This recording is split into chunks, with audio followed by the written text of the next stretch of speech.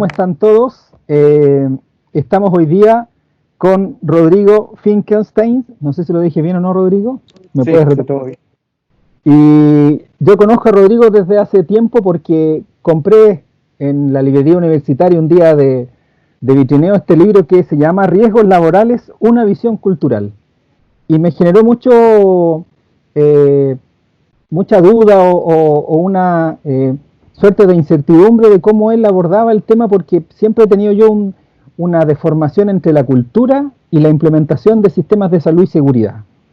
Yo vengo desde una base, y no quiero hablar mucho de mí, pero vengo desde una base de certificaciones de normas OSA, 18001, 1999, 2007, y hoy día la famosa 45001. Y hoy día la 45001 en particular habla de la cultura de la salud y seguridad. Entonces, hoy día vamos a conversar con Rodrigo, lo invitamos, él está al otro lado de las Américas, está en el otro lado donde termina la Ruta 5 que está en Canadá, así que lo hemos invitado a hablar y conversar acerca de este libro. Así que Rodrigo, muchas gracias por el tiempo, por la oportunidad, y si te quieres presentar con los amigos que nos están mirando hoy día o nos van a mirar pronto cuando subamos esta grabación. Así que Rodrigo, muchas gracias por tu tiempo, por la oportunidad de conversar y bienvenido a este ciclo de conversaciones de liderazgo en la sociedad del riesgo. Hola Cristian, muchas gracias por la invitación. Yo feliz de participar en esta conversación sobre estos temas. No sé si puedes un poco contarnos, Rodrigo, qué es lo que haces, qué estás haciendo. Claro. Me encuentro en Canadá, en Vancouver. Estoy terminando mi doctorado. Estoy haciendo un doctorado en comunicación de masas y básicamente lo que estoy estudiando son cómo operar los sistemas de información en el seguro de accidentes del trabajo, en lo que son las mutuales de seguridad. Entonces estoy realizando un estudio histórico de cómo se desarrollaron este tipo de organizaciones. Esto surge en Alemania, cómo se diseñan, cuál es el sentido económico y político de estas organizaciones y cómo en la práctica funciona la recolección, registro y procesamiento de información para poder reducir los accidentes en enfermedades del trabajo. Esa es básicamente mi línea de investigación actualmente. Wow. ¿Hace cuánto tiempo escribiste este libro, Riesgos Laborales, una visión cultural? Bueno, este libro, la verdad es que lo escribí hace bastante tiempo, lo publiqué a fines del 2018, pero lo escribí el 2014.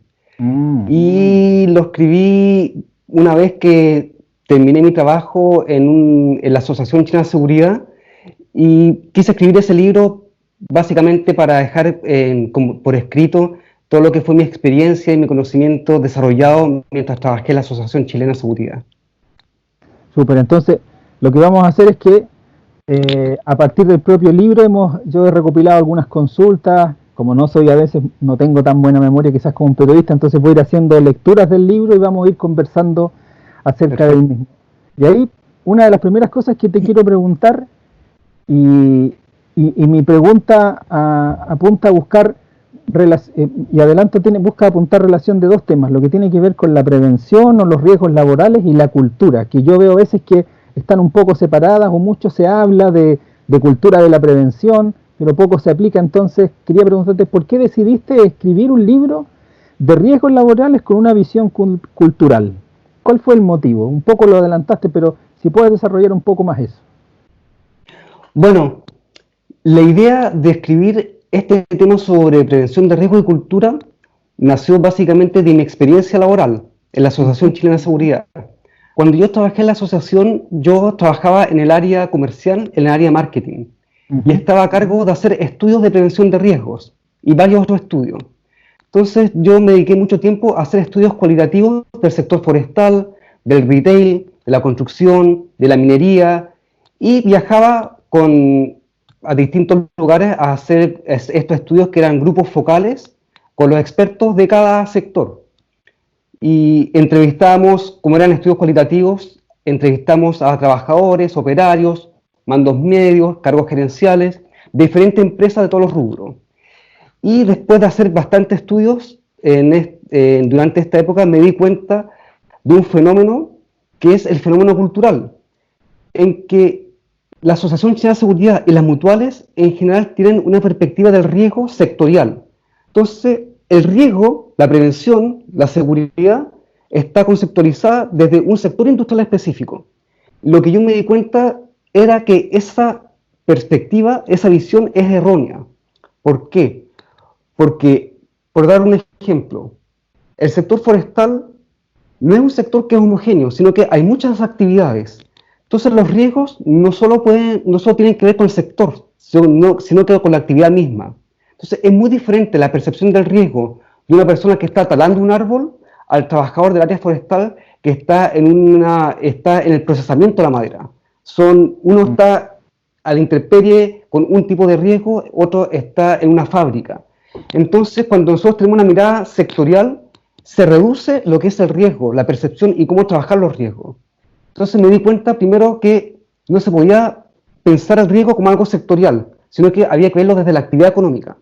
Después me di cuenta que era un error verlo como algo homogéneo desde un punto de vista desde un prevencionista o de un trabajador o de un gerente. Había que verlo como algo que son divididos o fragmentados en subculturas. Entonces con estos estudios que realicé, me di cuenta que la percepción del riesgo, qué es lo que es riesgo y cómo abordarlo, cambia, no solo en el sector y en la actividad, sino que cambia dependiendo del estamento, dependiendo de la función que tú cumples en una empresa. Entonces, en una misma empresa, si tú eres un operario, si tú eres un mando medio, si eres un supervisor o eres un gerente, tu percepción de lo que es el riesgo y cómo trabajar el riesgo cambia completamente porque eres una subcultura dentro de esta actividad. Entonces, poco a poco comencé a darme cuenta que lo que realmente determina qué es lo que es el riesgo, qué es lo que es la prevención y cómo abordarlo de manera de evitar los accidentes y las enfermedades, no es un sector económico determinado, sino que son las actividades mismas, las prácticas sociales, los arreglos compartidos, los valores, los principios, las identidades, en fin, lo que es la cultura organizacional. Entonces, cuando yo hablo de cultura, en realidad me refiero a este grupo de elementos que prescribe la conducta dentro de una organización particular. Entonces hay que tener una mirada que es local y que es particular, no una mirada generalista, amplia, que ve un sector económico y reduce la actividad de prevención a un sector económico, sino que hay que justamente ampliar esta mirada y verlo de forma local según la actividad y la cultura organizacional que de una modo consistente ordena las prácticas y el comportamiento humano. Aquí me nace una pregunta, por lo tanto, si logro interpretar, Rodrigo, para poder hacer una intervención en salud y seguridad ocupacional o en el trabajo, ¿debo primero antes hacer un diagnóstico de la cultura de la organización o no necesariamente? Desde esta mirada, sin un diagnóstico de la cultura organizacional, no se puede hacer una intervención. ¿Por qué? Porque de esta mirada el riesgo no es físico, no es el riesgo químico, biológico o físico, sino que es el riesgo organizacional. Y el riesgo organizacional tiene que ver con la forma en que el trabajo se organiza y se diseña para cumplir las tareas que están dadas a los miembros de una organización. Entonces nosotros necesitamos hacer un diagnóstico organizacional para poder encontrar cuáles son los aspectos de la cultura que moldean, que prescriben el comportamiento humano. Si nosotros no tenemos ese mapa cultural, no se puede hacer una intervención en salud y prevención. ¿Por qué? Porque vamos a tener ideas que van a ser erróneas a cómo la organización está operando.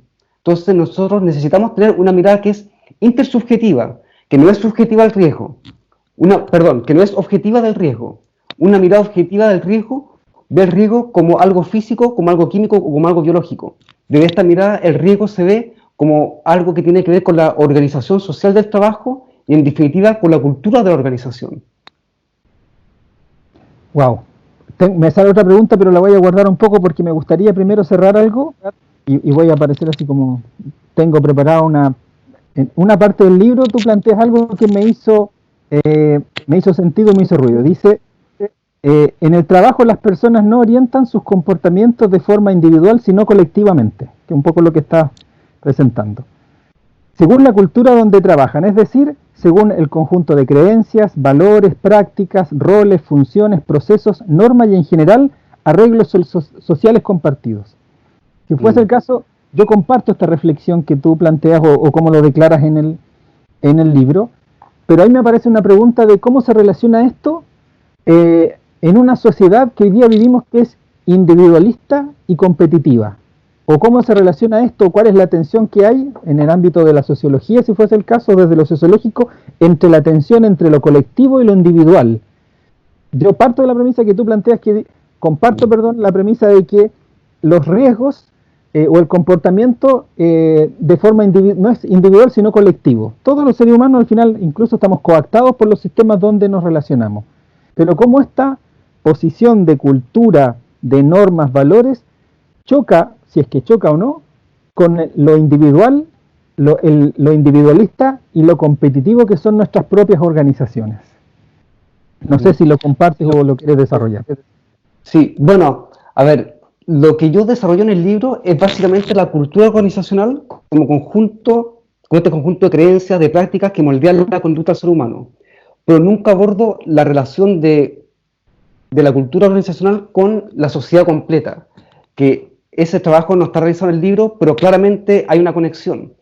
¿Cuál es la conexión que existe entre la cultura organizacional y la sociedad que llamas tú individualista y competitiva? El núcleo central acá, la conexión es básicamente que nosotros tenemos una sociedad de mercado. Entonces, acá la clave es, ¿qué es una sociedad de mercado? La sociedad de mercado es una sociedad donde se producen bienes y servicios para intercambiar. Y los que se preocupan de producir estos bienes y servicios son entidades privadas. Estas entidades privadas son empresas. Y en esta empresa se produce una cultura organizacional determinada. Esa cultura organizacional depende estructuralmente de una sociedad de mercado, donde la organización produce productos y servicios para lucrar, no para satisfacer necesidades. Entonces, dentro de la lógica del lucro, el lucro en las empresas beneficia a un grupo pequeño, que es el grupo que son los que tienen propiedad sobre la empresa, mediante acciones o porque son los dueños de la empresa, y básicamente contratan trabajadores para justamente que los trabajadores puedan hacer los productos para después venderlos e intercambiarlos en un mercado, ya sea un mercado local o un mercado global. Entonces las empresas básicamente producen en una lógica de intercambio. Las empresas no producen para satisfacer necesidades, producen para intercambiar y para satisfacer la necesidad de lucro, de expandir el lucro de la empresa misma. Entonces ahí se produce la tensión. Entonces yo en una parte del libro explico que desde esta mirada lo que hay que hacer es armonizar las demandas de los trabajadores con las necesidades o con los objetivos de la empresa. El objetivo primordialmente de una empresa en una sociedad de mercado es lucrar. Y muchas veces se lucra a costa de la salud y la seguridad de los trabajadores. Entonces nosotros tenemos que ver cómo armonizar la salud y la seguridad de los trabajadores con la necesidad de lucro de la empresa privada. Porque la empresa privada lucra básicamente para producir plusvalía y concentrar esa plusvalía en un grupo pequeño. Y obviamente entrega un salario a los trabajadores para producir esta plusvalía. Pero la plusvalía se concentra. ¿Y por qué se concentra en las empresas? Porque el modelo de mercado, es un modelo que tiende a la concentración de la riqueza. Entonces, en el caso de la salud y la seguridad, es esta relación de la concentración de riqueza propio de un modelo de mercado que genera una tensión entre los beneficios individuales del lucro y los beneficios sociales de tener un trabajo que sea seguro y saludable. Ahí, en ese punto entonces, hay una consultora británica que habla de la cultura y al final, entre otras cosas, define la cultura, tal como tú también lo planteas, y yo lo reduzco siempre a valores. Y ella dice, ¿y qué son los valores? Yo me di harta vuelta, ¿qué son los valores de una organización? Y ella lo explica de manera súper simple y para mí fue así como, ¡guau! Los valores son lo que me importa, lo que nos importa. Entonces, cuando yo trabajo estas cosas, por ejemplo, con los gerentes, la cultura, digo, ¿qué es lo que realmente les importa? Y yo les planteo, no necesariamente generar utilidad o riqueza para los dueños, porque eso ya es la parte, ¿cierto? Es la base de cualquier tipo de organización con fines de lucro. Pero hay valores distintos. Y ahí es donde claramente yo comparto que la cultura tiene que tener estas adicionales, este alineamiento o este equilibrio entre lo que quieren los dueños, que es válido y que también puede ser que cuidar a sus trabajadores y las demandas de los propios trabajadores. De hecho, la norma ISO 45001 hoy día en su nueva versión nos dice que debemos consultar y hacer participar a los trabajadores en las decisiones asociadas a los temas de salud y seguridad en el trabajo. Entonces, yo también siempre tenía la duda, y que me aparece también leyendo el libro, cómo somos capaces en una sociedad de mercado de poder conseguir que la cultura, que en mi punto de vista la mandatan los dueños o los líderes de una organización, ¿cómo podemos hacerlo? Desde mi punto de vista entonces tiene que ver si realmente importa o no importa la salud y seguridad como una entrada más en la organización. De hecho, Michael Porter plantea, hoy día no necesariamente tenemos que generar riqueza para los dueños, sino que tenemos que ver cuánto aportamos como empresa a la sociedad, que es mucho más allá que solo el éxito o utilidades para los dueños. Bueno, yo comparto esa perspectiva de los valores. Yo lo que añadiría es que una empresa, justamente como dices tú, los valores son una serie de prioridades. Entonces, las empresas no es que tengan uno o dos valores, sino que tienen muchos valores. ¿Sí? Pero las prioridades de los valores es lo que justamente muchas veces tienen valores que están escritos, pero que los valores que realmente condicionan el funcionamiento de la empresa son otros diferentes. Entonces, en muchos de los estudios que yo realicé, veíamos que en el lema de la organización, la seguridad estaba como un valor principal. No obstante, en la actividad misma era un valor secundario. El valor primario era la productividad. Entonces, ¿qué es lo que sucede con el sistema de los valores? Es que muchas veces los valores entran en conflicto. ¿Sí? ¿Por qué entran en conflicto? Porque los valores, en realidad todos los valores son valores competitivos. Es difícil encontrar valores que estén unificados. Y justamente sucede con la salud y la seguridad que muchas veces entran en conflicto con los valores de la productividad. ¿Por qué? Porque la productividad, como en esencia, es producir más con menos. Entonces, si yo tengo como valor la productividad, muchas veces voy a llevar a mis trabajadores a un elevado nivel de riesgo. ¿Por qué? Claro. Un límite. A menos que yo tenga el concepto, el valor de la seguridad a un nivel igual que la productividad en que estén a la par y que yo me diga a mí mismo que voy a ser productivo, pero al mismo tiempo no a expensas de la salud y la seguridad. Este tema de la productividad, la salud y la seguridad en Chile es poco estudiado, pero en el exterior es muy estudiado. Y hay un caso que yo detallo en el libro, el accidente en Nueva Zelanda de los mineros. El mismo año cuando ocurrió el accidente de la minería en Chile, ocurrió también uno similar en Nueva Zelanda. ¿Cuál fue uno del diagnóstico de por qué ocurrió los accidentes? Básicamente, después del estudio, fue que el problema fue que la productividad como valor estaba por sobre la seguridad. Y eso hizo que se comenzaran las faenas antes de tiempo, que no estaba todo hecho para hacerlo de forma segura. ¿Por qué? Por la presión de productividad. Se contrataron personas inexpertas. ¿Por qué? Por la presión de productividad. Habían bonos de seguridad, bonos de producción que generaron accidentes. ¿Por qué estaban los bonos de producción? Porque era la forma de hacerlo más productivo, pero eso nuevamente jugó a expensas de la seguridad. Entonces tú lees el diagnóstico y te das cuenta que el valor de la productividad tiene consecuencias claras en las acciones y determinaciones que jugaron en contra de la salud y la seguridad de los trabajadores y que provocaron el accidente.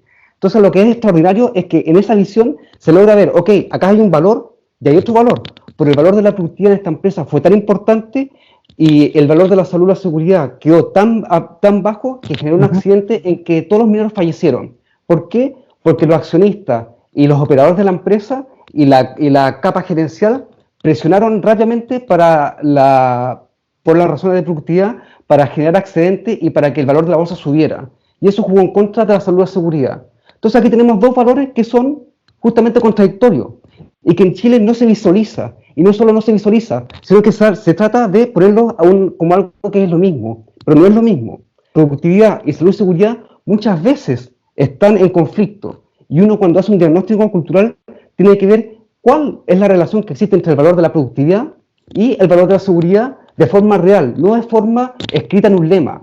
Nosotros no tenemos que guiarnos por los lemas, tenemos que ver etnográficamente qué pasa con los trabajadores.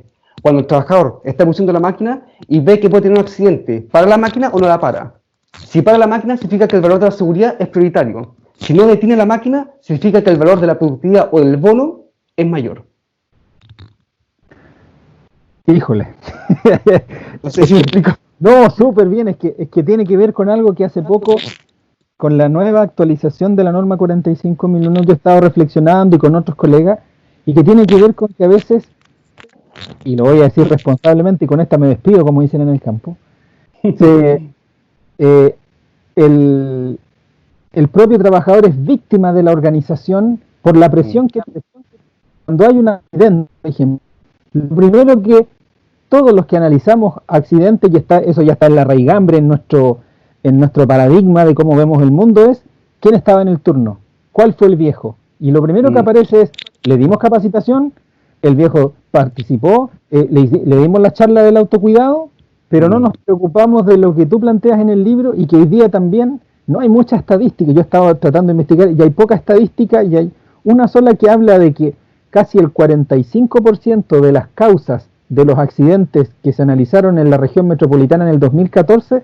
tenía que ver con la organización del trabajo y la gestión preventiva. Pero también, y aquí yo tengo una crítica, también siempre nos vamos todos al autocuidado, al autocuidado.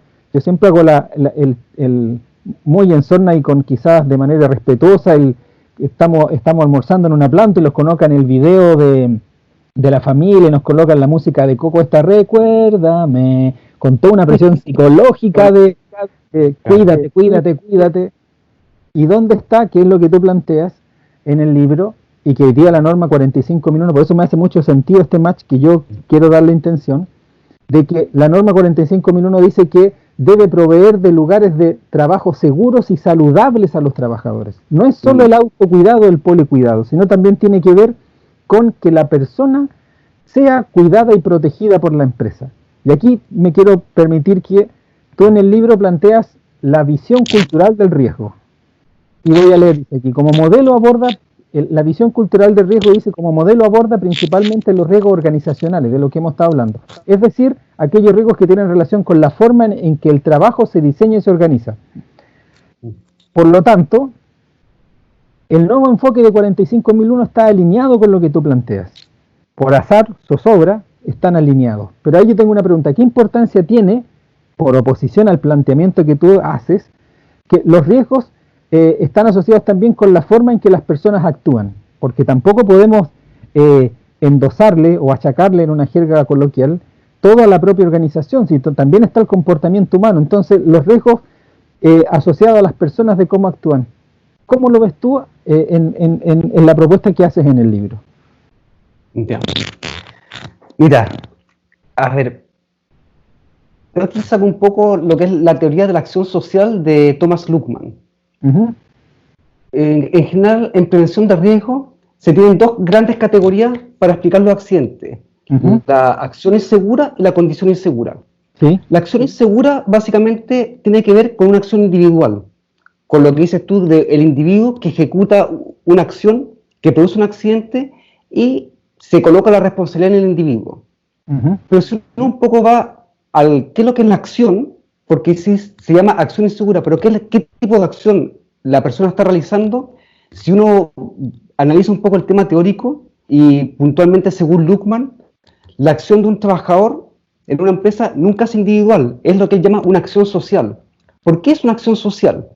Porque cuando yo voy a trabajar a una empresa, yo no hago lo que yo quiero, yo hago lo que me dice mi descripción de cargo. Tengo una descripción de cargo que me dice las tareas que tengo que realizar. Tengo una descripción de cargo que me dice cómo lo tengo que hacer. Por lo general, tengo cierto ámbito para saber cómo hacerlo, pero en general en los operarios hay básicamente una forma de hacer las cosas. Tengo una descripción que dice los objetivos, la cuantificación, cuánto necesito producir. Tengo también una remuneración, tengo una presión, tengo un montón de factores. Trabajo en un ambiente determinado que yo no elijo. Yo no elijo la maquinaria, yo no elijo el computador si es que estoy en la oficina, no elijo el medio ambiente, sino que yo me encuentro en un lugar donde está todo socializado. Tengo un jefe, un supervisor, en que va a supervisar mi trabajo y puede que me dé observaciones. Entonces, finalmente, lo que emana de mí como acción es una acción que está socializada por el ambiente laboral completo. Entonces, la acción del trabajador nunca es una acción individual, es siempre una acción social.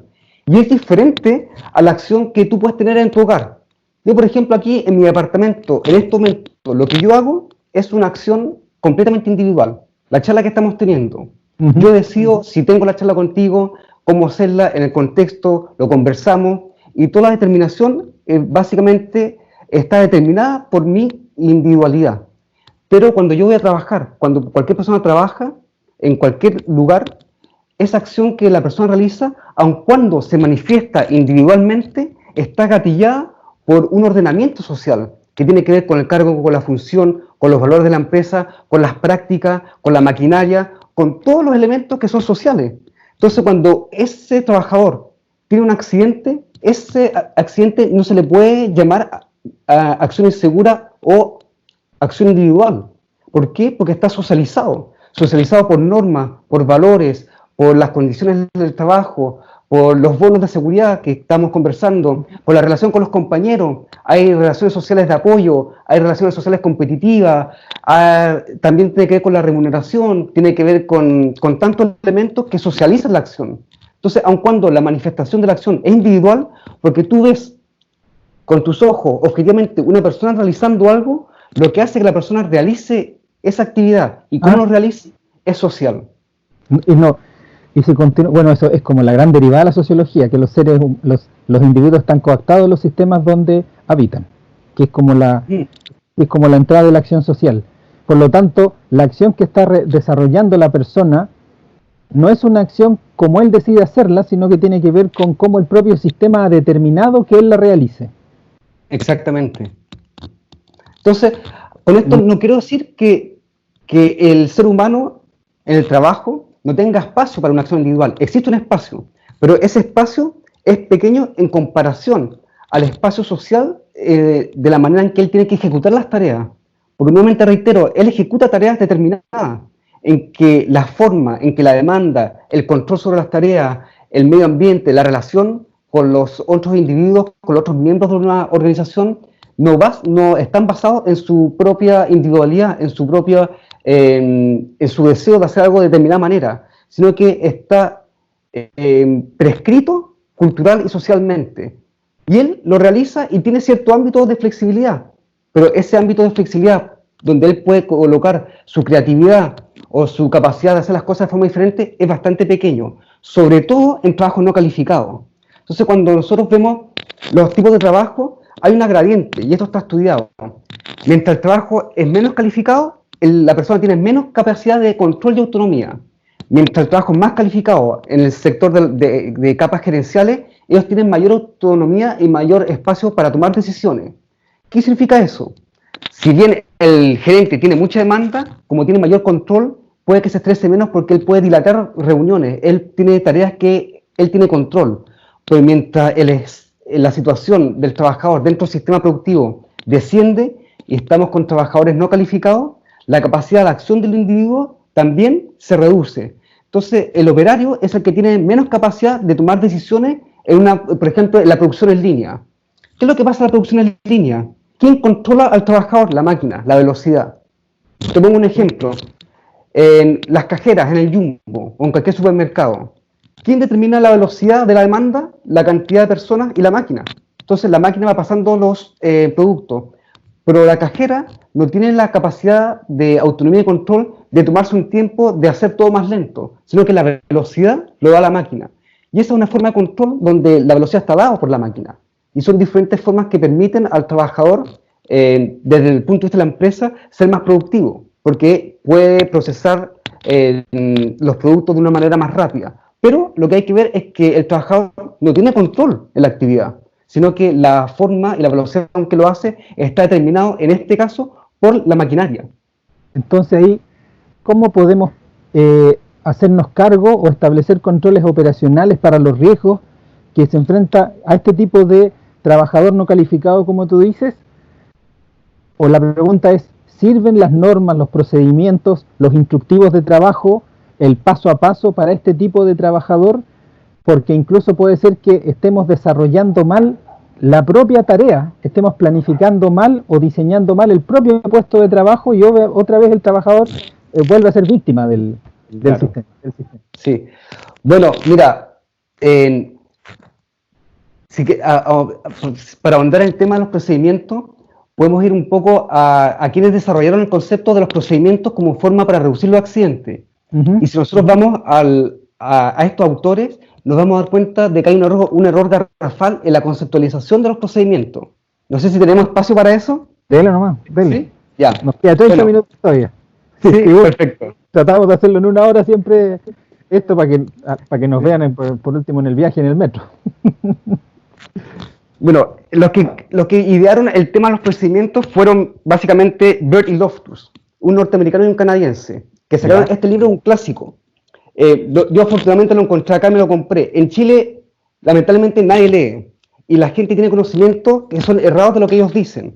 Entonces, cuando se analiza el control de pérdida, entonces este libro es clásico en prevención que se llama Control de pérdida. Estos autores desarrollaron la idea de que había que tener procedimientos precisos para que no ocurran accidentes y enfermedades. ¿De dónde viene esta lógica de los procedimientos?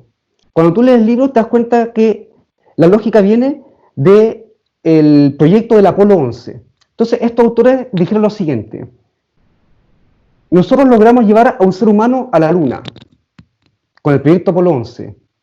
Si nosotros logramos llevar a un ser humano a la Luna con procedimientos claros, podemos producir sin que existan accidentes y enfermedades. Entonces esa es la lógica. Uno escucha eso y uno dice, pues, en realidad, si nosotros logramos llevar a un hombre a la Luna, obviamente es muy sencillo producir sin que ocurran accidentes y enfermedades. Pero ¿cuál es el problema de todo esto? Es que el proyecto Apolo 11 no era llevar a un hombre a la Luna, era llevarlo y traerlo de vuelta sano y salvo. Entonces todos los procedimientos estaban desarrollados para que el ser humano que fuera a la Luna no falleciera, porque esa era la esencia del proyecto. Pero cuando ellos aplican esa mirada a las empresas en un sistema de mercado, el objetivo de una empresa de mercado no es producir con que no se muera una persona. De hecho, las empresas producen constantemente y son exitosas dentro del sistema de mercado y se mueren y se accidentan y se enferman personas, porque ese no es el objetivo. Como ese no es el objetivo, no tienen procedimientos que tienen que ver con la salud y la seguridad, que son procedimientos prioritarios dentro del proyecto. En cambio, en el Apolo 11, el proyecto prioritario era llevar un hombre a la Luna y traerlo sano y salvo. Y todos los procedimientos que estaban hechos era para eso. Y nosotros y nosotros entonces no escribimos procedimientos para que el trabajador se vaya sano y salvo a su casa, sino que escribimos procedimientos o instructivos para hacer lo más productivo posible y eficiente el proceso para conseguir el resultado del proceso. No de tener sano y salvo al trabajador. Exactamente, claro. Después, ¿qué otro problema viene cuando ellos hacen esta comparación? Que el proyecto Apolo 11 era un proyecto ideológico. Cuando ellos llevan al hombre a la Luna, ellos no ganan dinero. Entonces, ellos cuando aplican esto a un modelo de empresas que tienen que ganar dinero, porque ese es el sistema de mercado, las empresas están con una presión competitiva de ganar dinero. Y como tienen que ganar dinero, muchas veces no tienen los recursos necesarios para contratar los mejores profesionales. El proyecto Apolo 11, los mejores profesionales de Estados Unidos estaban trabajando allá. ¿Por qué? Porque ellos, era un proyecto de llevar a un hombre a la Luna en que ellos tenían tal nivel de presupuesto que podían contratar a los mejores. En general, en las empresas no está la capacidad de contratar a los mejores profesionales. Los trabajadores tampoco están 100% motivados, porque en una empresa la gente va a trabajar básicamente para tener un salario y para poder vivir. En el proyecto Apolo 11, la gente, ¿por qué trabajaba? Porque ellos querían ser parte del proyecto. Entonces, la motivación era muy amplia. Entonces, hay un montón de elementos que están mal considerados cuando uno comienza a pensar la analogía entre si nosotros somos capaces de poner un hombre en la Luna, obviamente somos capaces de producir sin accidente. No es así, porque son completamente realidades opuestas. En el proyecto Apolo 11 no había competencia, era solo ese proyecto que está financiado por el Estado y podían tomarse todo el tiempo que ellos querían. Ellos querían hacerlo rápido para ganarle a los rusos, pero no es el caso de las empresas competitivas en un mercado donde tú compites con otro. Entonces, como tú compites con otros, no tienes suficientes recursos, no tienes la capacidad de controlar a los mejores profesionales, no tienes la capacidad de tener todos los recursos para tener la mejor materialidad y tampoco tus objetivos tienen que ver con producir de forma segura que nadie se enferme ni se accidente, que sí era elementos prioritarios del proyecto Apolo 11 y que todo eso está bajo las normas de procedimiento. Entonces, las normas de procedimiento del proyecto Apolo 11 eran claves para su éxito. Y por eso es que eso funcionó, porque las normas estaban pensadas nuevamente en llevar a un hombre a la Luna y traerlo vivo, porque no tenía ningún sentido llevar a un hombre a la Luna y que se muriera en el camino. Entonces todos los procedimientos eran un chequeo constante, qué pasa con la persona, le están viendo el pulso, en cómo se siente, están todo el rato en contacto con la persona, constantemente con todo tipo de procedimientos. Y finalmente hay otro elemento importante, que cuando estos autores desarrollan este libro, esta es una cultura protestante, en que la cultura protestante tiene que ver con procesos burocráticos de cosas escritas. La cultura en Chile es una cultura oral, que es católica. Entonces no hay procedimiento. Entonces cuando muchas veces uno va a la empresa a ver los procedimientos, no existe el procedimiento y no solo no existen, sino que muchas veces esos procedimientos son... se prioriza la palabra del jefe sobre el procedimiento. Entonces los procedimientos en realidad siempre están en segundo, tercer o cuarto plano. En cambio, en una cultura protestante, el procedimiento, que es un tema escrito burocrático, está al nivel superior. Entonces el procedimiento manda por sobre la oralidad. En cambio, en Chile, ¿qué es lo que manda? Lo que dice el jefe, aun cuando está escrito el procedimiento. Entonces los procedimientos culturalmente en Chile no tienen valor. Entonces cuando dice, oye, veamos los procedimientos, tú puedes leer los procedimientos de todas las empresas y te fijas que los procedimientos son espectaculares, pero ninguno se cumple, en ningún momento. ¿Por qué? Por las presiones competitivas de la empresa y porque nosotros tenemos una cultura que no es de procedimiento escrito, sino que una cultura de oralidad que viene básicamente del efecto del catolicismo, a diferencia del protestantismo en Estados Unidos o acá en Canadá, donde es una cultura de la palabra escrita, de la Biblia. Entonces no hay mediador entre el individuo y Dios. Uno lee la Biblia, uno ve lo escrito y puede comprender. En Chile está el mediador, que es el cura. El cura o el jefe media entre lo que está escrito y el trabajador. Entonces esas son como las grandes diferencias que llevaron a este tema de procedimientos y que en realidad en Chile son inaplicables a menos que se vea la cultura dentro de la trama de procedimiento.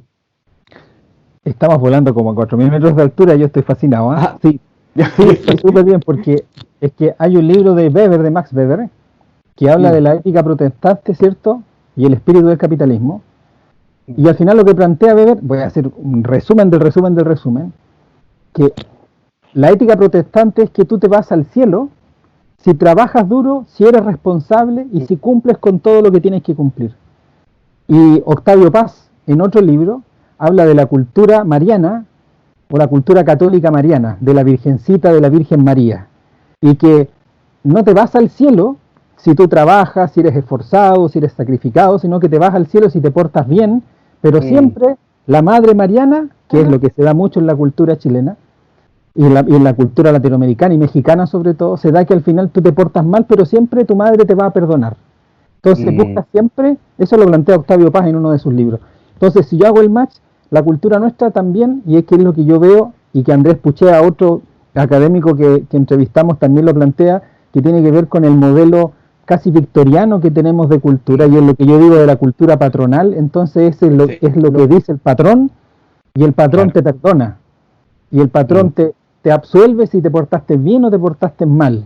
Y entonces, porque ¿cuántas veces cuando hay accidentes también buscamos el culpable, no buscamos la raíz, no buscamos el método? Entonces, nunca lo había visto así. Te agradezco el punto que hiciste, porque la verdad que lo que has presentado como definición de procedimiento y después esta relación con la cultura protestante, y que yo le doy el aderezo católico, me parece súper potente en el ámbito de lo que yo veo siempre, de que el man de patrón, es que usted diga, todavía está en la raigambre de nosotros. Muchas organizaciones queremos ser Google, pero nos pesa esta cultura patronal de que lo que dijo don Héctor es lo que vale, e incluso pasa por encima de los procedimientos, que yo le llamo eso liderazgo coherente. Sí, exactamente, es exacto como lo dices tú. En nuestra cultura en Chile, básicamente es el patrón, el empleador, el jefe, el que te premia o el que te castiga, pero no es el procedimiento. Y para nosotros que hemos trabajado en empresas en Chile, el procedimiento, por lo general, siempre se está violando, siempre se deja de lado, y lo que predomina es lo que dice la jefatura. Entonces, cuando viene una cultura de que hay que ver los procedimientos, en realidad, en el caso chileno, es muy débil eso, porque nosotros tenemos culturas orales. Entonces, el procedimiento siempre está en segundo o tercer plano. Entonces, hacer una gestión de procedimiento en Chile es muy complejo culturalmente. Y además, por lo que indicaba que el procedimiento, como está conceptualizado como forma de disminuir los accidentes del trabajo, tiene sentido sí y solo sí si esa es la definición principal del proyecto, como en el caso de Apolo 11. Si tu proyecto como empresa es llevar a una persona a la Luna sana y salva, los procedimientos son clave. Por el caso de la empresa en Chile, no es producir con que nadie se accidente, sino que básicamente producir y generar lucro. La idea es que la tasa de accidentalidad sea baja para tener que pagar una prima lo menor posible. Pero si se enferma alguien, se accidenta, igual la empresa es exitosa. Todas las empresas en Chile tienen, sobre todo la minería, tú tienes muchos accidentes y son empresas exitosísimas y siguen funcionando. Porque el objetivo, nuevamente, no es la salud y la seguridad, sino que básicamente son objetivos de producción. Entonces, los procedimientos están alineados siempre con el objetivo principal de un proyecto. Súper. Wow, estaba pensando que te voy a nombrar siempre, porque siempre hay que nombrar la fuente, pero voy a poner tu ejemplo cuando haga clase o escriba algún texto, y este ejemplo a mí me parece muy particular. Rodrigo, hablemos de algo que tiene en tu libro que puede sonar así como de golpe y secas cuando tú hablas de la cultura del riesgo, porque la cultura del riesgo es como, claro, o sea, que vamos a potenciar, nuestros valores van a ser siempre riesgosos. Yo creo que obviamente no es el punto del contrapunto que quieres hacer. Y en el libro, en este libro presentas la cultura del riesgo y presentas varias dimensiones, la dimensión de liderazgo, la dimensión de norma, pero hay una dimensión, para que después busquen el libro y lo quieran leer, ya, porque es interesante. Hay una dimensión que habla sobre la dimensión de la demanda. No sé si me puedes hablar acerca de esa dimensión. Por aquí lo tenía anotado, yo como trabajo. Y a partir de eso, se puede hablar acerca de la dimensión de la demanda, como que una de las dimensiones de la cultura del riesgo, y lo anticipo, que cómo esta dimensión se relaciona además con las emociones humanas, que es algo que a mí me mueve mucho hoy día en el ámbito del trabajo en consultoría. Cuéntanos acerca de eso. Bueno, cuando una persona va a un lugar de trabajo, tiene que realizar ciertas tareas. La cantidad de tareas está establecida por la demanda y la cualidad de las tareas también por la demanda que te entrega la organización. Entonces, la demanda la podemos dividir básicamente en demanda cuantitativa, que es la cantidad de tareas que tienes que hacer. Si son muchas tareas que exceden tu capacidad, tú te vas a cansar. Y eso puede generar que tengas un accidente o una enfermedad. Por ejemplo, un chofer de bus interurbano, si tiene que trabajar muchas horas, esa es una demanda que es cuantitativa. El trabajador sabe manejar, sabe hacer su trabajo, pero cuando es mucha la cantidad, excede la capacidad física de mantenerse atento al volante y puede que haya un accidente. Entonces, muchos accidentes de transporte interurbano, ¿dónde está la causa? En una demanda cuantitativa, en que el trabajador se le exigió trabajar más de la capacidad que el cuerpo puede para restituirse físicamente para que no ocurra un accidente. Entonces, ahí tenemos clara la relación de una demanda cuantitativa con un accidente. Pero lo que no se observa muchas veces es que también hay problemas cuando hay una subdemanda. Sobredemanda es cuando tú tienes que trabajar una cantidad más de lo que tu cuerpo o que psicológicamente también tú resistes. Y subdemanda es cuando es menos. ¿Qué pasa cuando es menos? Esto ocurre mucho en algunos servicios públicos, en que la gente está como en ocio, no tiene nada que hacer. En general eso se ve como que eso es bueno, pero no es bueno. La gente comienza a caer en depresión, porque comienza a hacer una actividad que tiene muy poca demanda, que básicamente está sin hacer nada, y comienza a deprimirse.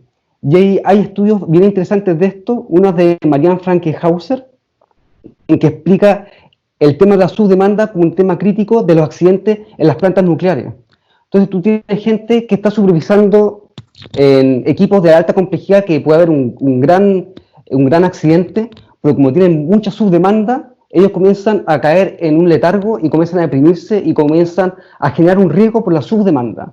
Entonces, esa es la dimensión cuantitativa de la demanda. Luego tenemos la cualitativa, que muchas veces nosotros hablamos de la demanda como algo físico, pero también está emocional, psicológico.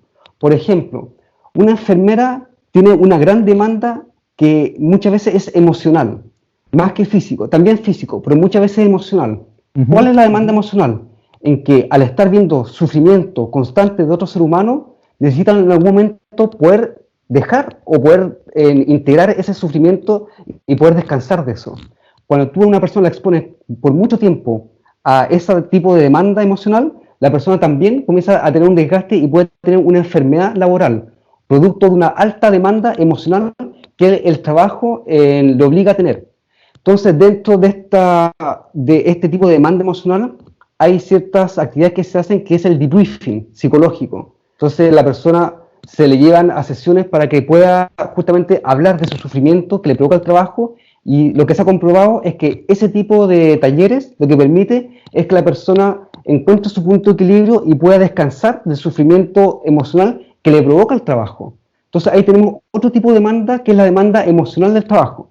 También tenemos la demanda psicológica y también podemos tener la demanda moral. ¿Qué es lo que es la demanda moral del trabajo? Por ejemplo, los trabajadores sexuales. Un trabajador sexual está expuesto a una demanda moral o ética, de que su trabajo es mal visto por la sociedad. Vamos a dejar de lado si es buena la prostitución o no desde el punto de vista moral. Ajá. Pero la persona está expuesta a una demanda en ética y moral por lo que hace en su trabajo a vista de otras personas. Entonces esconde su actividad o tiene que hacer la actividad de una manera en que no es sancionada socialmente. Entonces ahí tenemos otro tipo de demanda que te genera ese tipo de trabajo. Entonces la demanda en realidad es bastante amplia. Hay elementos cuantitativos, cualitativos de la demanda que hay que estudiar, y la demanda, para entenderla realmente cómo funciona, nuevamente hay que ir a la cultura de la organización. Nosotros no podemos pensar que la demanda es igual en todas partes. Por ejemplo, hay un estudio de la gente que trabaja en los hoteles, que hacen las camas, que hacen la limpieza. ¿Cuál es el principal problema que tienen ellos de demanda? Es que siempre se ven acosadas sexualmente por los huéspedes. Entonces, ese es un tema de demanda moral y emocional al mismo tiempo. Entonces, ellas siempre tienen que estar con las barreras altas para defenderse, pero al mismo tiempo ser educadamente para que no las despidan del trabajo. Entonces, ahí tenemos una demanda que es compleja. ¿Qué haces tú como organización para proteger a tu gente que trabaja haciendo el aseo para que no sean acosadas por tus clientes? Tú quieres que el cliente venga, pero tú no quieres que el cliente acose a tus trabajadores y se expongan a riesgos y a enfermedades. Entonces ahí tenemos un problema de la demanda que, para entenderla, hay que nuevamente hacer un estudio de la cultura. Nosotros no podemos hablar de la demanda como algo parejo, igual para todos, que es lo que actualmente se hace en Chile. Cuando tú pasas estos formularios de listas, la demanda se ve como algo general. Pero nosotros, para entender qué es lo que es la demanda y para hacer una intervención preventiva, necesitamos saber exactamente qué tipo de demanda, física, psicológica, emocional, cualitativa, cuantitativa también, si es subdemanda o si es sobredemanda. Entonces, esos elementos, la única forma de comprenderlos es con un diagnóstico cultural. O sea, volvemos otra vez entonces a que, bueno, yo creo que una de las, por decirlo así, enseñanzas o reflexiones entre varias que estamos haciendo, es que nuevamente el análisis o la intervención en salud y seguridad ocupacional es caso a caso, y está determinado claramente por un diagnóstico, por el tipo de proceso, el tipo de actividades, el tipo de sistema, y cómo el trabajador no se ve, y me encanta la palabra coaptado o no, dentro de ese sistema organizacional, empresarial, como me gusta decirle a mí, para ver qué tan expuesto él está a los riesgos laborales, porque hoy día también en las organizaciones hablamos más bien de que el trabajador es el riesgoso y no a cuáles son los riesgos laborales a los cuales está expuesto el trabajador, y una de las derivadas de eso es la dimensión demanda, que creo que tiene que ver deliberadamente en una de las, como tú lo planteas, en uno de los temas que a mí me mueve mucho hoy día, que es las emociones humanas y cómo somos capaces de gestionar nuestras emociones, no controlarlas ni eliminarlas, porque es parte de nuestra condición humana, sino más bien es cómo somos capaces de enseñarle a otros a gestionar las emociones en virtud de los escenarios que se encuentran en la vida cotidiana o en la vida laboral. Exactamente. Es tal como lo dice, es así de sencillo, de que este tipo de intervención cultural son intervenciones locales, particulares, y que tienen que ver justamente con lo que realmente se produce, con la actividad, con los valores y con lo que sucede en esa empresa. Y no ver todo esto dentro de un sector industrial. Nosotros no podemos hacer prevención de riesgo del sector servicio, del sector forestal, del sector de la minería, porque cada empresa, cada actividad es tan diferente que los riesgos y la percepción del riesgo y lo que hacen las personas es otro mundo. Es inexplicable, a menos que uno pueda hacer un estudio y comprender por qué el ser humano actúa de la manera que actúa. Y el ser humano actúa determinado por estas variables. Hablemos de otra dimensión, ya, ahí me queda claro, ahí yo logro calzar la justificación de por qué no puedo hablar de prevención o de riesgos laborales en el sector forestal, yo que mi primera formación es de forestal, sino que más bien eso podría ser un dato de entrada para hacer luego la intervención en la forestal X, en la forestal Y y en la forestal Z, que está muy mandatado, y esto es lo que quiero llevar el agua al molino mío, que está muy mandatado por los liderazgos, que es otra dimensión que tú colocas en la cultura del riesgo, que está mandatada por los liderazgos, porque para mí la cultura de los sistemas organizacionales empresariales la mandatan los líderes de la organización en virtud de lo que les importa y lo que declaran. A partir de eso, hablemos ahora de una dimensión que tiene que ver con lo normativo y quizás no tiene que ver con lo normativo de las normas ISO o de los procedimientos que hablábamos delante, pero la dimensión normas, si yo la entiendo como las prácticas de establecer ciertos criterios por los cuales las personas debemos desarrollarnos en el ámbito del trabajo, te quería preguntar cómo se relaciona la dimensión normas con la tendencia que hoy día habla, y esto aquí quiero hacer un contrapunto con el profesor Andrés Puché, no sé si pudiste ver la conversación, pero él dice que hoy día, además de las normas, también las personas son evaluadas por la propia competencia que se requiere. Hay cargos en que no se requiere que esté todo escrito, sino que más bien tiene que ver con que la persona tiene que tener ciertas competencias para desarrollar eso. ¿Cómo hay, si es que lo has analizado, una tensión o una suerte de quiebre, o no hay ninguno, entre las normas y entre el desarrollo por competencias de las personas? Sí. Mira, lo que yo he observado en la investigación es que en las empresas la aplicación de las normas no es consistente y coherente en todos los cargos. Entonces, nuevamente ocurre que en cargos de operario, en general están muy normados, pero en cargos superiores, de supervisores, y mediante uno va subiendo el escalafón a gerente, está menos normado. Entonces, es verdad que en los cargos altos, de profesionales de alta calificación con buenos salarios, ellos no están guiados por muchas normas, sino tienen principios, tienen ciertos principios y ellos tienen la capacidad de hacer y no están normados. Sin embargo, mientras va bajando el nivel de calificación, va aumentando al mismo tiempo el nivel de procedimientos de lo que los trabajadores tienen que hacer.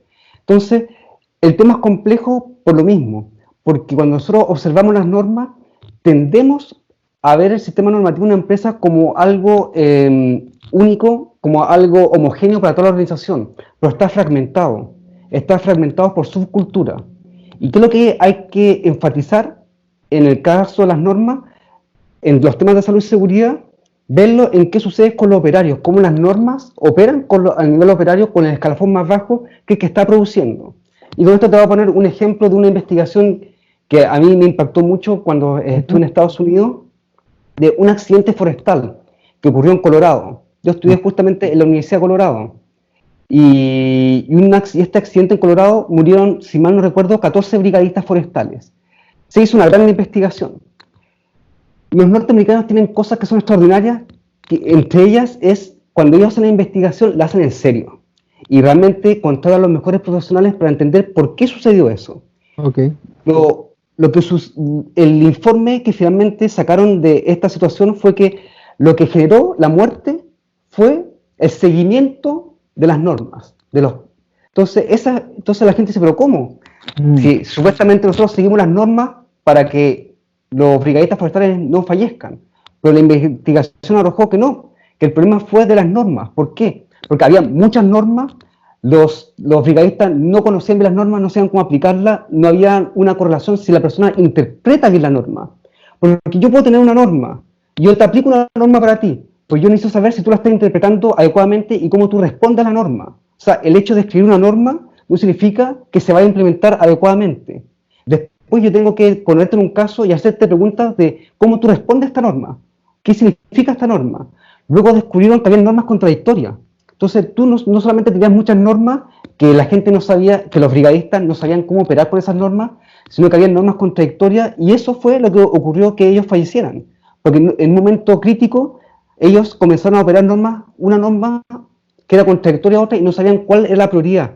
Entonces en el estudio lo que se evidenció fue básicamente que había que tener menos normas, que había que priorizarlas, que había que capacitar a los trabajadores para que entendieran bien la norma y que cada vez que se hiciera una norma, básicamente se hiciera un proceso de retroalimentación para saber si el trabajador comprende la norma y la puede aplicar correctamente.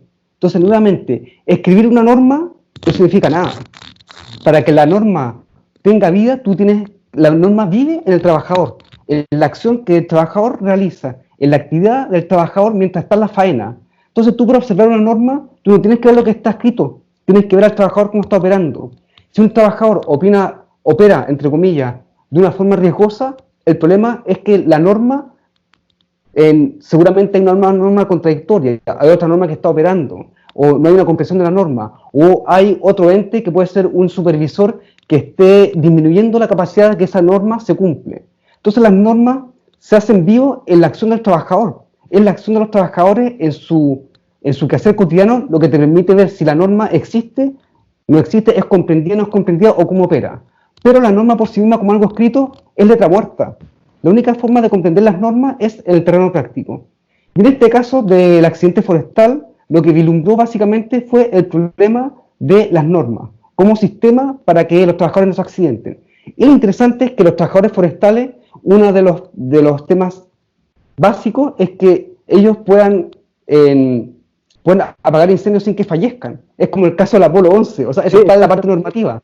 Entonces, si más encima en un proyecto, en un tipo de industria, en un tipo de actividad, donde el tema de la salud y la seguridad es prioritario y todo era normativo, imagina que hubo un tremendo accidente por seguir las normas. Entonces, otra conclusión que sacaron, que la encontré extraordinaria, fue que había que dotar al trabajador de violar las normas.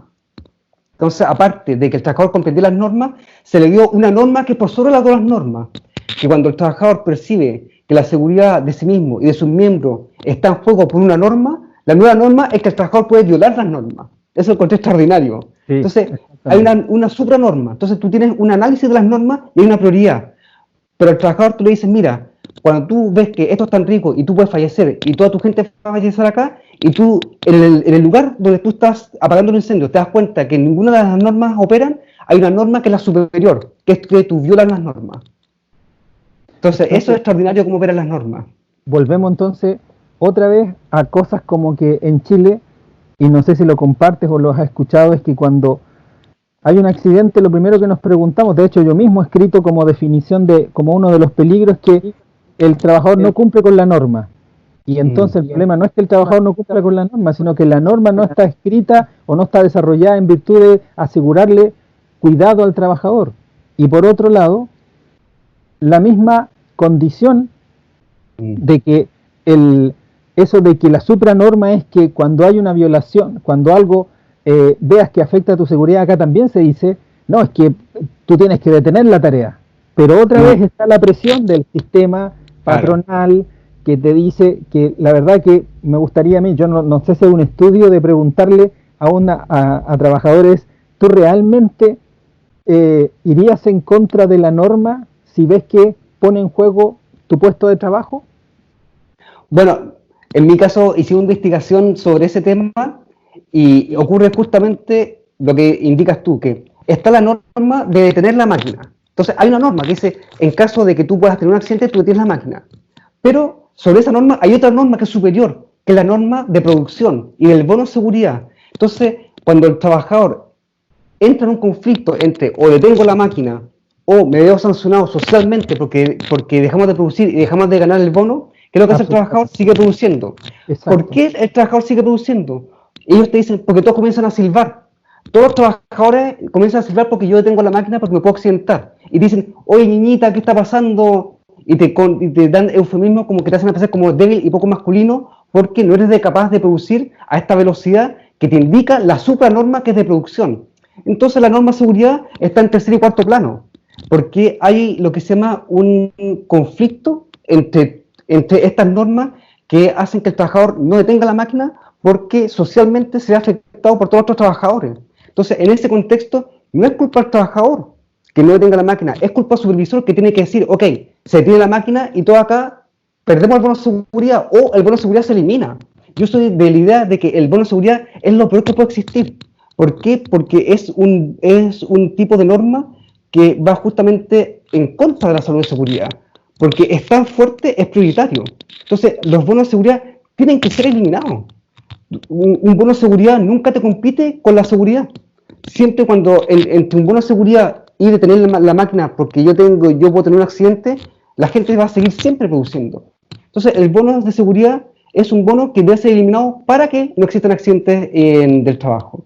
Y aquí la tarea del liderazgo y del supervisor es dejar eso claro en terreno, no escrito. Entonces, ¿qué es lo que hace un supervisor? Es que él plasma los valores de forma con una acción. Entonces, cuando él observa que está pasando eso, dice, no, se detiene todo, vemos qué está pasando y no importa que no haya bono de seguridad, pero detenemos la producción. Y él valida que ese valor, que la seguridad, está por sobre la productividad. Pero eso tiene que ser validado con una acción directa, no en un escrito. Entonces, no solo basta estudiar los que son los valores o las normas de seguridad, hay que ver cómo las normas de seguridad juegan con todas las normas existentes en el sistema cultural. Por eso cuando uno hace un estudio cultural, uno estudia el sistema completo, porque las normas de seguridad no están en un vacío, juegan con otras normas que son de productividad, con normas de eficiencia, con otro objetivo, y muchas veces juegan justamente en formas que se tensionan, y hay un montón justamente de conflictos de estas normas en que el trabajador se ve obligado a colocar la norma de seguridad en un nivel inferior. Y eso es falla organizacional. Y como, claro, e incluso puedo llegar a ocultar o a aceptar ciertas condiciones para no perder el bono de seguridad, porque el bono de seguridad me imagino que está supeditado a que no hayan accidentes, más que claro, por la cantidad. Entonces, a partir de esto, para no perder el bono de seguridad, no, mejor me quedo callado y sigo produciendo así como está, y más encima porque sumo el bono de producción con el de seguridad, y como más encima no me van a decir que soy niñita porque no tengo la valentía de parar, claro. Es una tensión permanente, y a eso agreguémosle, recuérdame, el autocuidado y el video de la hija pasando la hora cuando está almorzando. Mira, te voy a poner un ejemplo dramático. Esto pasaba en la misma Asociación Chilena de Seguridad. Yo en la sección que trabajaba, cada vez que había un accidente, el primero que aparecía era el gerente del área. ¿Y qué hacía? Le pedía al trabajador que se fuera a descansar a la casa. ¿Por qué él hacía eso y no lo mandaba a un hospital para que el accidente se reportara? Porque él tenía un bono de seguridad. Entonces, el bono del gerente en la Asociación Chilena de Seguridad era que él tenía un mayor bono si había menos accidentes. ¿Y qué es lo que hacía para que no hubiera accidentes? No lo reportaba. Entonces, cada vez que hay un accidente en la Asociación Chilena de Seguridad, él le pedía a la persona, al trabajador, que se tomara 1 o 2 días de descanso sin ningún problema, porque eso no le iba a afectar el bono, porque lo que él no quería era que se reportara, porque si ese accidente se reporta, el gerente pierde el bono. Entonces, el bono, ¿qué es lo que hace en realidad? Te oculta los accidentes, las enfermedades. Entonces, todos los bonos de seguridad, siempre en la práctica, están pensados de forma instrumentalmente, sin tener en consideración lo que ocurre en la práctica en términos de salud y seguridad. Pero el bono de seguridad, por lo general, siempre es un bono que juega en contra de la salud y la seguridad de los trabajadores, en todos los niveles, operarios, gerentes, mandos medios, supervisores, a todo nivel. Porque porque en el caso de que lograr el bono, y si el bono además es compartido en este grupo o en esta unidad o gerencia o departamento, pongámonos todos de acuerdo que esta cuestión se guarda, porque el bono hay que mantenerlo y el bono es lo que vale. Exactamente, sí. Wow, Rodrigo, llevamos 1 hora y siempre yo digo lo mismo, sería maravilloso seguir, pero para que alguien nos vea. Sí. Déjame hasta acá, está bien. Pero te comprometo, sí, que de verdad que no sé si en un mes más o en un par de vueltas conversar de nuevo, porque hay harto hilo. Yo de verdad te agradezco públicamente ahora de que hiciste una posición, un contrapunto distinto, y la verdad que creo que a muchos de nosotros nos hiciste mirar la salud y seguridad y el tema cultural de una manera distinta a lo que está. Quizás a veces el que está afuera, ¿cierto?, ve la película desde otra posición. Además tú estás dedicado y estás estudiando este tema permanentemente. A veces a nosotros nos come la máquina del día a día, y que vamos a una empresa y que hagamos procedimientos, y como dice por ahí, bueno, Nilsson, mi hermano, la charla, el Chelí y el EPP es lo único que vale, y no valen tanto a veces otras cosas, pero te agradezco el tiempo, la posibilidad. Si están, de verdad que aquí no hay ninguna publicidad ni comisión de por medio, pero compren y lean el libro, todavía está en la librería universitaria, entrega buenos temas, así que nada, si te quieres despedir, Rodrigo, y nuevamente agradecerte. De verdad que ha sido una conversación que quedó ahí con gusto a poco, y yo creo que si lo permites tú y la vida lo permite, volver a tener otra, porque creo que faltaron temas por ver. Bueno, muchas gracias por la invitación, Cristian. La verdad es que este es un tema que al igual que a ti, a mí me apasiona y me encanta conversarlo. Y yo creo que es justamente de las áreas de conocimiento en Chile que lamentablemente ha sido poco desarrollada, a diferencia de lo que se desarrolla aquí en Canadá o en Estados Unidos. Y bueno, muchas gracias por este espacio y yo feliz, encantado de que en el futuro vamos a hacer otra conversación. Así que algo bueno tiene la pandemia y el COVID-19, así que veamos la vida positiva, así que seguimos en contacto y muchas gracias por muchas el gracias. tiempo. ¿No? Que esté muy bien, adiós. Chao, chao. Adiós.